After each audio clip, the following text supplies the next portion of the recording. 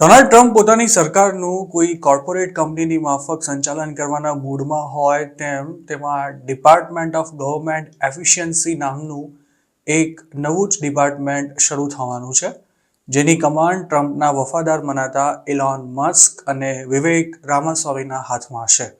વિવેક રામાસ્વામીને Trump વિદેશ મંત્રી બનાવશે તેવી અટકળો હતી, પરંતુ તેના બદલે તેમણે પોતાની સામે ચૂંટણીમાં ઝંપલાવનારા રામાસ્વામીને ઇલોન મસ્ક સાથે સરકારના ખર્ચા ઘટાડવાની અને તેની કાર્યક્ષમતા વધારવાની જવાબદારી સોંપી છે. ટ્રમ્પ પોતાના આ પ્રોજેક્ટને આ યુગનો ધી મેનહેટન પ્રોજેક્ટ પણ ગણાવી રહ્યા છે, જેના હેઠળ 4 જુલાઈ 2026 સુધીમાં ફેડરલ એજન્સીસમાં મોટા પાયે સાફસૂફ થશે અને તેના ખર્ચાઓમાં પણ જંગી કાપ મુકાશે. ટ્રમ્પે એક સ્ટેટમેન્ટમાં એવું પણ કહ્યું હતું કે અમેરિકાના 250માં સ્વતંત્રતા દિને તેઓ દેશને વધુ કાર્યક્ષમતા અને ઓછી બ્યુરોક્રેસી ધરાવતી સરકારની ગિફ્ટ આપવા માંગે છે, જેના માટેનો રોડમેપ વિવેક રામાસ્વામી અને ઇલોન મસ્ક તૈયાર કરશે. જોકે સરકારના ખર્ચા કઈ રીતે ઓછા કરાશે અને તેનાથી ફેડરલ એજન્સીઝના કામકાજ પર શું અસર થશે, કઈ એજન્સીને તાળા વાગી જશે, તેમજ પબ્લિકને મળતી કોઈ ફેસિલિટીઝમાં ઘટાડો થશે કે કેમ, તેની કોઈ ચોખવટ ડોનાલ્ડ ટ્રમ્પે હજુ સુધી નથી કરી. ડોનાલ્ડ ટ્રમ્પ જેને સરકારના ખર્ચા ઓછા કરવાનો ટાસ્ક સોંપવા માંગે છે, તેમાં ઇલોન મસ્કે $44 બિલિયન ટ્વિટરને ખરીદ્યા બાદ તેમાં જંગી ફેરફાર કરવાના નામે મોટાભાગના સ્ટાફને ઘર ભેગો કરી દીધો હતો.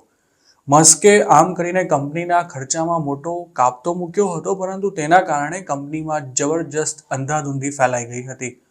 ડોનાલ્ડ ટ્રમ્પ ઇલોન મસ્કે જે રીતે ટ્વિટરમાં ખર્ચા ઘટાડ્યા હતા તેનાથી ખાસ્સા ઇમ્પ્રેસ છે અને તેઓ ઈચ્છે છે કે મસ્ક આવું જ કંઈક સરકારના ખર્ચા ઘટાડવા માટે પણ કરે. ઇલોન મસ્કે અગાઉ એક એવું સ્ટેટમેન્ટ આપ્યું હતું કે તે ડોનાલ્ડ ટ્રમ્પને ફેડરલ બજેટના કદમાં $2 ટ્રિલિયન જેટલો ઘટાડો કરવામાં મદદ કરશે, પરંતુ આવું કઈ રીતે થશે તેની કોઈ માહિતી હજુ સુધી આ બિલિયોનેર બિઝનેસમેને જાહેર નથી કરી. મસ્કનું પાછું એવું પણ કહ્યું હતું કે તેનાથી આખી સિસ્ટમમાં અને ખાસ તો ગવર્મેન્ટના રિસોર્સિસ વેસ્ટ કરતા લોકોમાં ગભરાટ ફેલાઈ જશે.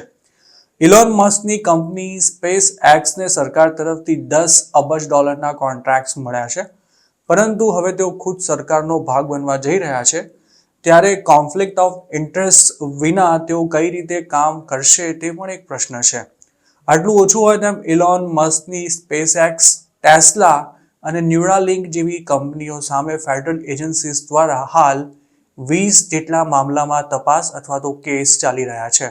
જોકે ડોનાલ્ડ ટ્રમ્પનું એવું કહેવું છે કે ડિપાર્ટમેન્ટ ઓફ ગવર્મેન્ટ એફિશિયન્સી સરકારની બહાર રહીને માત્ર એડવાઇસ અને ગાઈડન્સ આપવાનું કામ કરશે. તેનો એક અર્થ એવો પણ નીકળે છે કે ઇલોન મસ્ક ફેડરલ ઓફિશિયલ તરીકે ફોર્મલી કોઈ હોદ્દો ગ્રહણ કદાચ નહીં કરે. ઇલોન મસ્ક ડેમોક્રેટિક ગવર્મેન્ટના આકરા ટીકાકાર પણ રહ્યા હતા અને તેમની કંપની સ્પેસ એક્સ સ્ટારશિપ નામના પોતાના નવા રોકેટનું ટેસ્ટિંગ ચાલુ રાખવા માટે સરકાર પાસેથી પરવાનગી પણ માંગી રહી છે.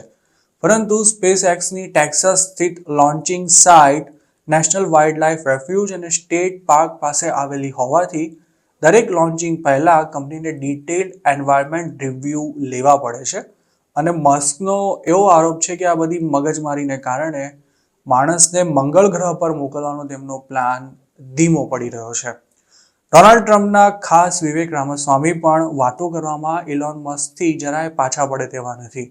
તેઓ એજ્યુકેશન ડિપાર્ટમેન્ટ, FBI અને ઇન્ટરનલ રેવન્યુ સર્વિસને તાળા મારી દેવા માંગે છે અને તેમનું ત્યાં સુધી કહેવું છે કે ફેડરલ ગવર્મેન્ટમાં કામ કરતા 75% કર્મચારીઓને ઘર ભેગા કરી દેવા જોઈએ.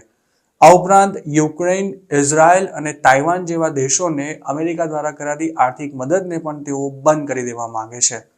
હવે જોવાનું એ રહે છે કે આ બંને ધુરંધરો દ્વારા ડોનાલ્ડ ટ્રમ્પ ખરેખર પોતાનું મિશન પાર પાડી શકે છે કે નહીં.